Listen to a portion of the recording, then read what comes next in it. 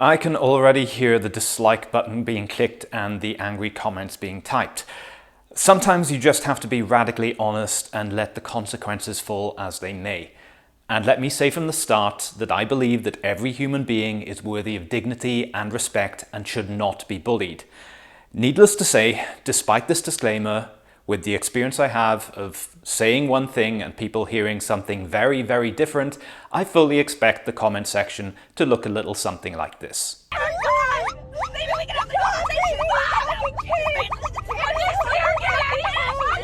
So let's begin. The body positivity movement was started as a way of addressing the body image issues faced by women. And it's true that the research shows that a majority of women are not happy with their body.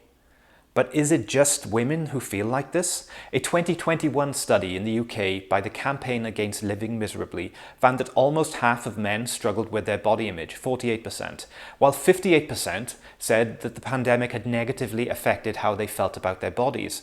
Only 26% of men said that they were happy with their appearance. Body positivity nowadays claims to be an inclusive movement, but does that actually play out in reality? Let's take a look at some examples of body positivity posts on social media. There's this one, and this one. How about this? Or this? Or this? Or this? Do you notice a pattern here?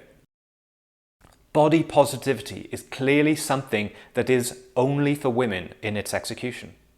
And there's even a vocal section of overweight female body positivity champions who admit that they're not attracted to overweight men. Women are plus-sized, men are fat. And body positivity in reality really doesn't spend much energy focused on those with disabilities, perhaps the people who should have the most focus. A Spanish body positivity campaign came under fire last year for editing out the prosthetic leg of one of the women in the poster. And there's not exactly a small number of so-called body positivity posts who actually shame women who are slim or athletic.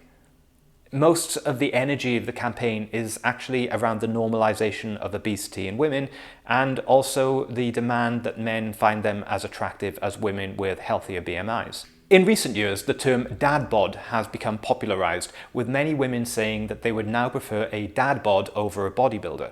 And while it's true that the veiny, fake tan, dehydrated, competition lean look of a competitive bodybuilder is not very popular with women, what they often mean by dad bod is not the body of most dads. Who was said by women to have a dad bod when he gained a little body fat last year? Jason Momoa.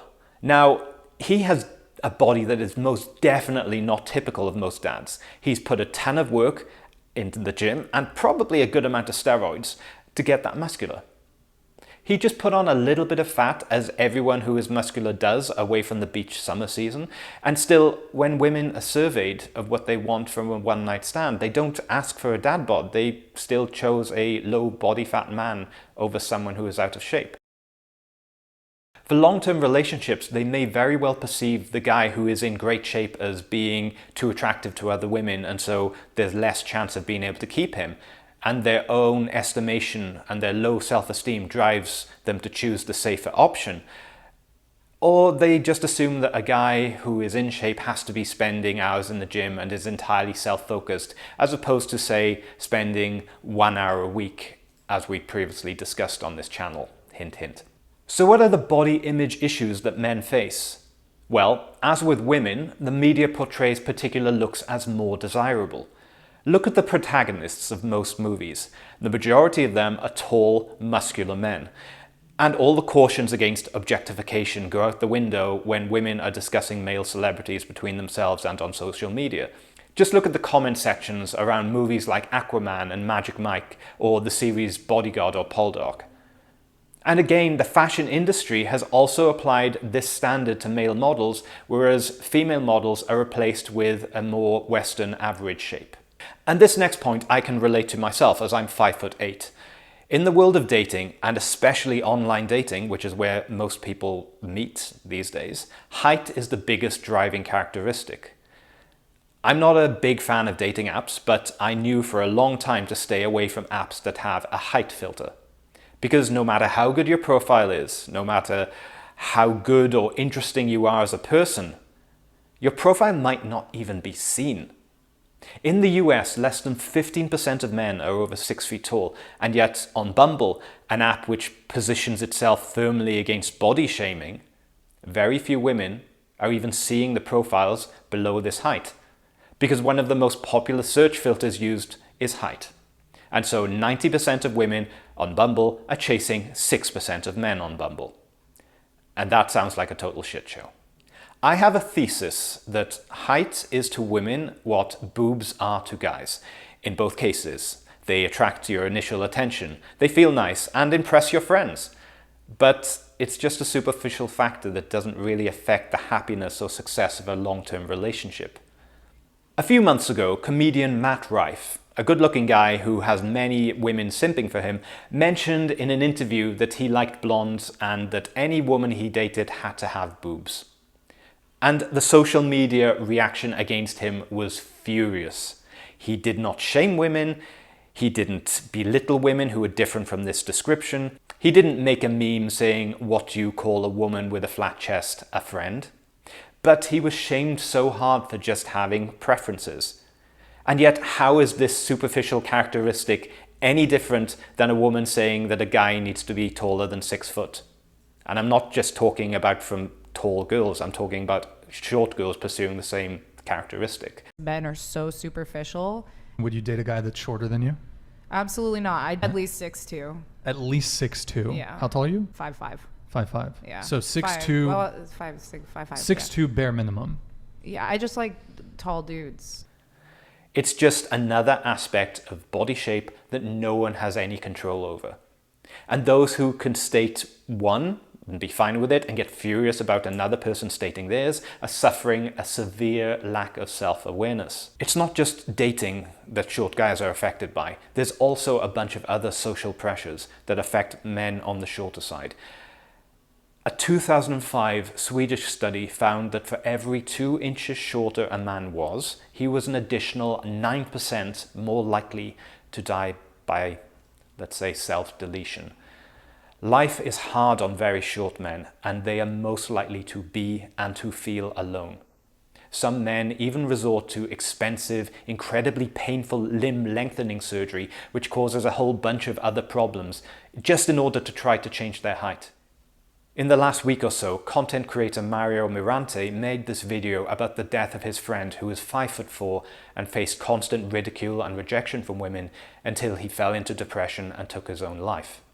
I asked women to explain to me why height matters in a relationship. My only rule is that you guys had to stay body positive, and I got over 10,000 comments and almost 1,000 stitches of women explaining why height matters in a relationship. Had this friend.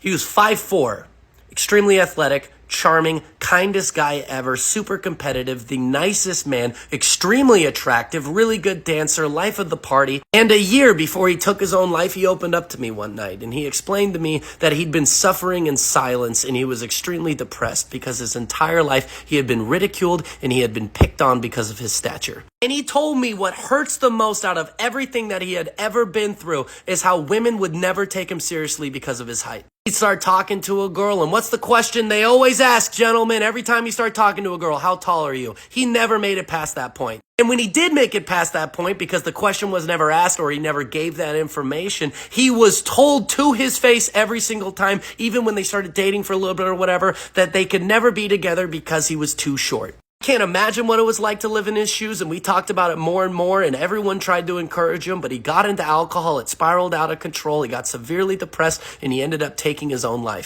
Every time I see comments where it's like, but how tall are you? Or I'm talking to a girl and they're like, how tall are you? I think of him every single time. And I'm watching all these videos of all these women just explaining happily, carefree, why it's okay to just turn a man away because of his height. And furthermore, explain to that man that he's not tall enough, that he's not adequate enough. I know a lot of men that struggle with this, and it is not okay. To wear heels? Some of these answers were atrocious. Can you imagine missing out on a person because of your shoes? Because he can reach things for me. It's called a step stool. It is not okay in any way, shape, or form to turn someone away, to reject somebody, to tell someone that you do not want to be with them for something that is out of their control, for their physical features. That is cruel. I I get everybody has preferences and that's fine, but asking a girl how tall she is or asking a man how tall he is and then rejecting them before you even get a chance to know them, can you imagine the mental toll that takes on someone? It goes both ways, gentlemen. You ladies are way too comfortable asking guys how tall they are and turning them away, and you do not understand the mental strain and the toll it is taking on them. It's something I've never had to deal with. It's something that I've never been insecure about, but you guys need to chill out for real. You need to think about this. I've never told a girl how tall I am when they've asked, and every time a girl has, I've said the same answer every single time, 5'4". While I wouldn't go as far as he did and say that women shouldn't reject men for superficial reasons outside of their control, because anyone is free to reject anyone else for any reason or no reason at all, I think calling it out as superficial is right. And in this video, I'm not saying that women are more superficial than men or men are not superficial. I'm just saying that women should also acknowledge their superficiality. If you are a man on the shorter side though, I wouldn't give up entirely. You do have an uphill battle, but it's not without hope. Never compare yourself against anyone else. Just get out into the real world, talk to women in real life. Making that initial connection is a numbers game, and women don't go looking for or make the move on most men. And just about all of us face more rejections than we do successes. But if you're in shape, if you're well dressed, if you're charming and confident, a girl who is attracted to you will think you're 7'14".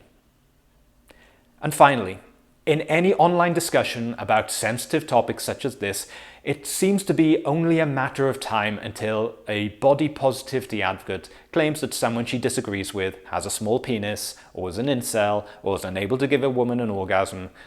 At this point, gentlemen, know that your opponent has run out of intelligent things to say and just attacks you for something that she thinks is beyond your ability to control.